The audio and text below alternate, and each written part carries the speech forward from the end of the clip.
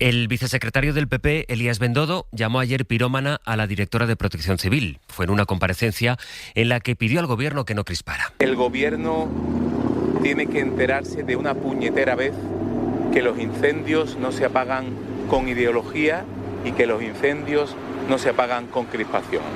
Los incendios se apagan con colaboración y lealtad institucional. Cuando habla de ideología, Bendodo se refiere al cambio climático, según se deduce de esta otra frase que también es de ayer. El gobierno ha vuelto a dar respuesta a una crisis desde la ideología. Ha dicho que los incendios están motivados por el cambio climático. Oye, no seremos nosotros desde el Partido Popular los que neguemos el cambio climático. Pero a Pedro Sánchez hay que decirle que los incendios, la mayoría de ellos, han sido provocados. Por tanto, este señor, el presidente del gobierno, vive muy ajeno a la realidad. Dice Bendodo que Sánchez vive ajeno a la realidad después de esas referencias al cambio climático.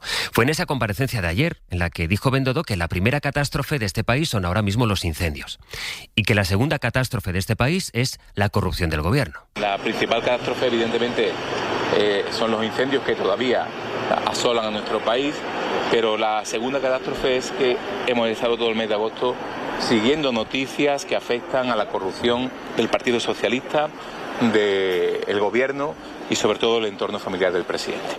Los presidentes autonómicos del PP habían dicho que tenían medios suficientes ante la extinción de los incendios. Luego, casi de manera simultánea, según Protección Civil, enviaron 3 cartas el 15 de agosto reclamando medios al gobierno.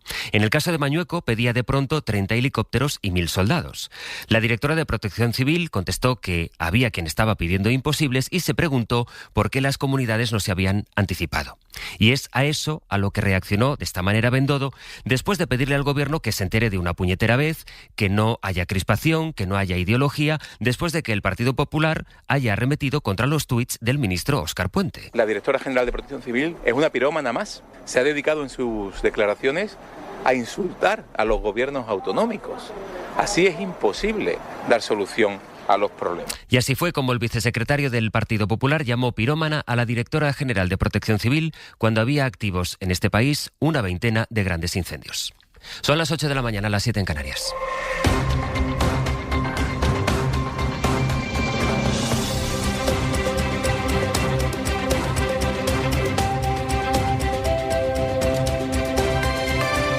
En la cadena SER, Hoy por Hoy, con José Luis Sastre. Hola, buenos días. Me parece tan fuerte, tan poco responsable y hasta tan poco ético. A cualquier persona que a lo largo de estos 11 días, y creo que mi estado físico así lo demuestra, ha hecho todo, lo habido y por haber, por ayudar, por sumar esfuerzos, porque todo funcione bien, llamarle pirómano. De verdad, yo esto ya como una reflexión. ¿Hasta dónde vamos a llegar? Esta era la respuesta que daba minutos después la propia directora de Protección Civil, Virginia Barcones. El Partido Popular, cuyos presidentes dijeron al principio que tenían medios suficientes, saben que cambiaron su discurso el día en que Feijóo fue a visitar uno de los incendios, donde pidió el despliegue del ejército. Y la verdad es que desde aquel día la crítica ha ido subiendo. David Junquera, buenos días. Hola, buenos días. Hasta llegar, David, a estas palabras que escuchábamos ahora en la portada de Bendodo, o bueno, también a las críticas que hizo ayer, es verdad que en otro tono, el presidente de la Xunta, Alfonso Rueda. Feijóo, que se fue de vacaciones a principios de agosto deseando otro clima político, es posible, decía, pero ese clima ha empeorado a cuenta de los incendios. Cuando empezó este rally devastador de fuegos en el que estamos inmersos, el líder del PP reclamó política de Estado ante una crisis nacional. Los populares, muy molestos con los ataques tuiteros de Óscar Puente, le pedían responsabilidad al gobierno y que parara a su ministro, del que decían, tuitea desde la playa con un puro y un mojito. Desde entonces el argumentario popular ha ido cogiendo temperatura, empezaron diciendo que tenían medios de sobra, pero en estas semanas hemos oído cosas como que el gobierno ha escatimado esos medios, que como en la Dana vuelve a ser el ejecutivo del si quieren ayuda que la pidan, que Moncloa es incompetente e incapaz, que usa las crisis para atacar al PP, o este último, la directora general de Protección Civil, es una pirómana. En Génova insisten en que no les pueden pedir lealtad y luego no parar de atacarles y de tratar de aprovechar lo ocurrido en sitios como Castilla y León, donde se avecinan elecciones autonómicas. Seguimos en el abierto, David, gracias. Gracias. Hubo ayer protestas en Galicia y en Castilla y León precisamente por la gestión de sus gobiernos autonómicos, Sergio. Hasta en 28 municipios gallegos que por primera vez desde que comenzó esta ola de incendios salieron a la calle a protestar contra la gestión del presidente de la Xunta, Alfonso Rueda.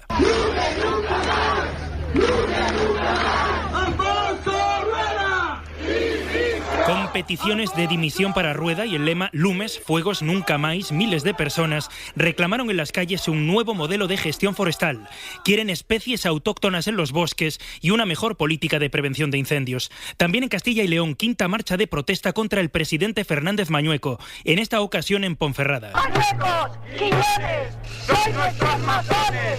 ¡Mañuecos! ¡Quiñones! A él, a Mañueco y al consejero de Medio Ambiente los equiparaban los manifestantes con el presidente Mazón y su gestión de la Dana. Unas 1000 personas frente al Ayuntamiento de Ponferrada reclamaron su dimisión y que se depuren responsabilidades, incluso dijeron penales. Vamos a ir actualizando la información ahora de los incendios sobre el terreno porque la situación parece que mejora ligeramente, aunque hay todavía una veintena de grandes incendios activos. Empecemos en Castilla y León. Eva Marín, buenos días. Buenos días. Aquí son 8 fuegos de grado 2 y la mayoría, 6, están en la provincia leonesa, donde la situación es más favorable que días atrás. En el Bierzo las llamas ya no suponen una amenaza directa, pero preocupa el fuego de Anllares, que obligó a evacuar ayer la localidad de Anllarinos. En Boca de Huérgano se conseguía frenar el avance del fuego a picos de Europa. Todavía hay 1.500 vecinos evacuados en esta provincia.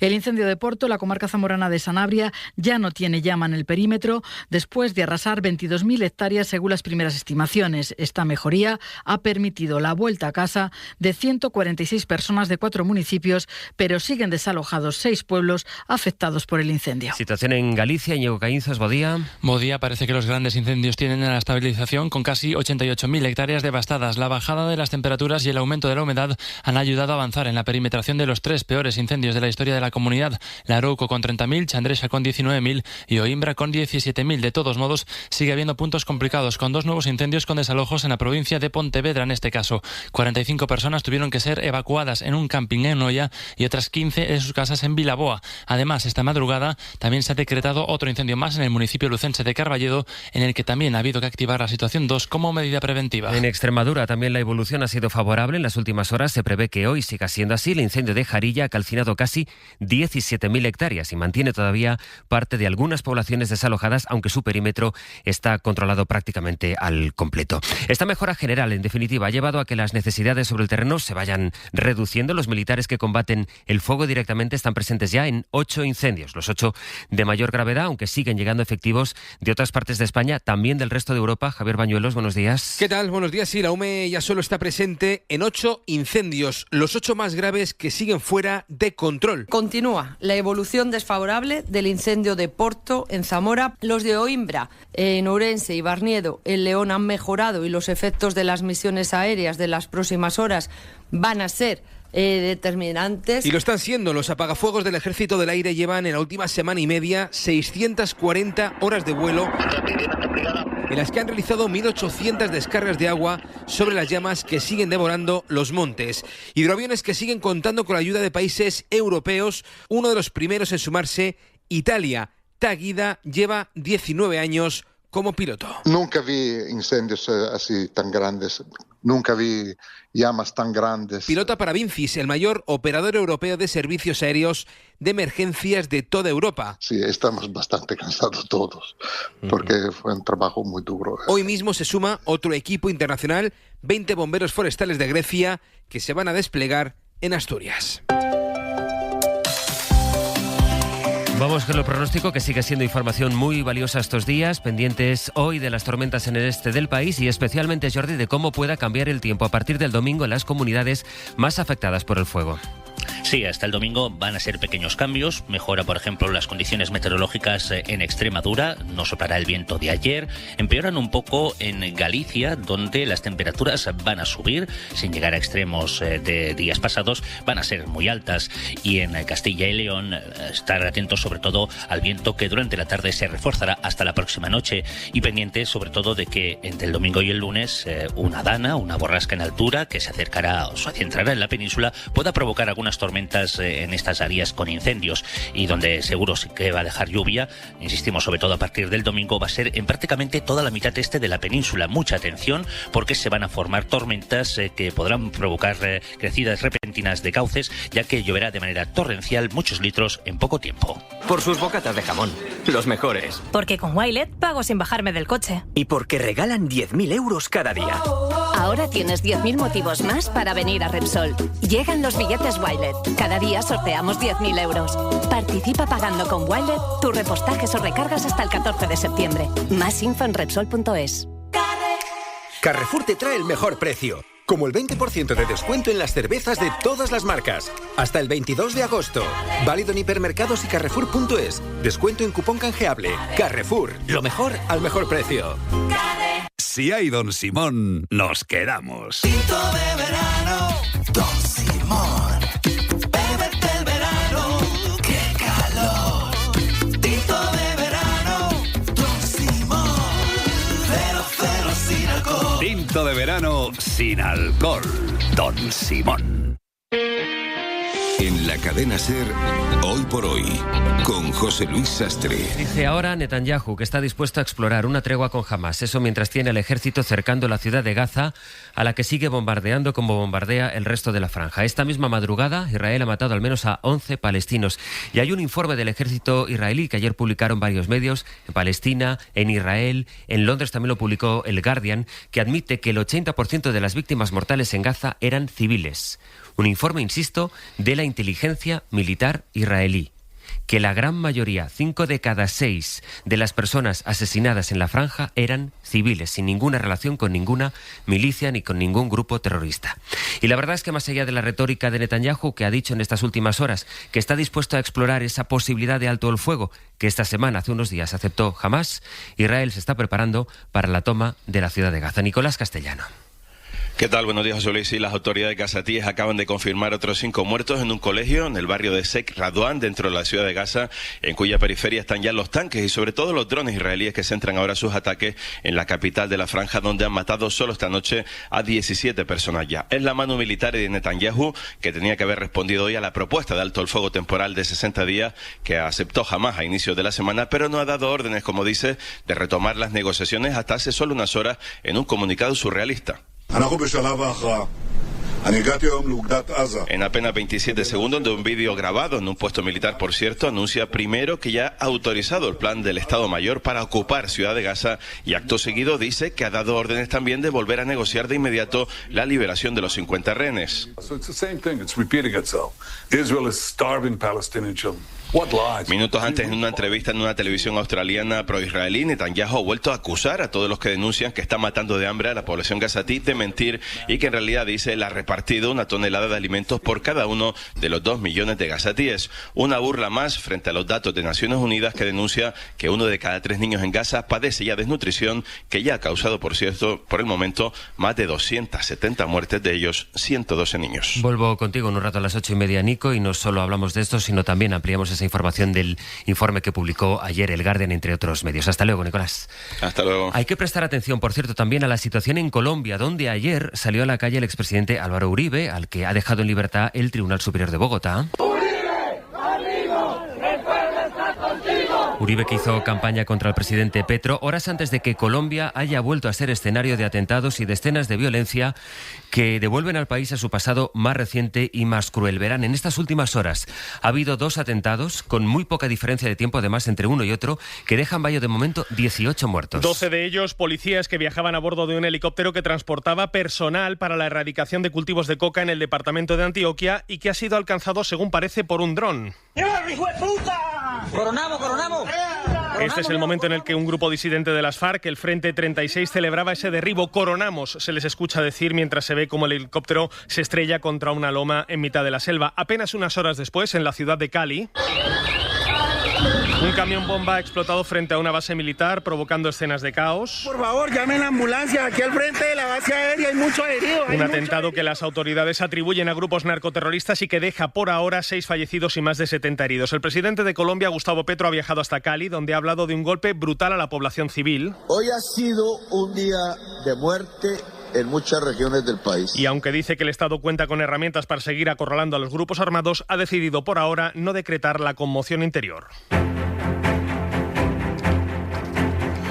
Son y cuarto de la guerra en Ucrania. Donald Trump sigue jugando al despiste sobre qué es lo que realmente quiere que pase. En la misma semana en la que se ha reunido con Zelensky para pedirle que se reúna con Putin y que se prepare para ceder territorios a Rusia, bueno, pues en la misma semana, ayer Trump dio un giro y animó a Kiev a que siga bombardeando Rusia. Lo ha publicado en un mensaje en sus redes sociales, dice Trump: es muy difícil, si no imposible, ganar una guerra sin atacar el país invasor, el país del invasor. Es como un gran equipo deportivo que tiene una defensa fantástica, pero al que no se le permite jugar al ataque. Hay tiempos interesantes por delante. Esto Donald Trump, la misma semana en la que ha animado a Zelensky a verse con Putin y en la que incluso ha hablado de la posibilidad de que Ucrania tenga que ceder parte de su territorio. Un gobierno de Donald Trump que, por cierto, lo comentábamos antes en la revista de prensa, está investigando todos los expedientes de las personas que tienen visado en Estados Unidos.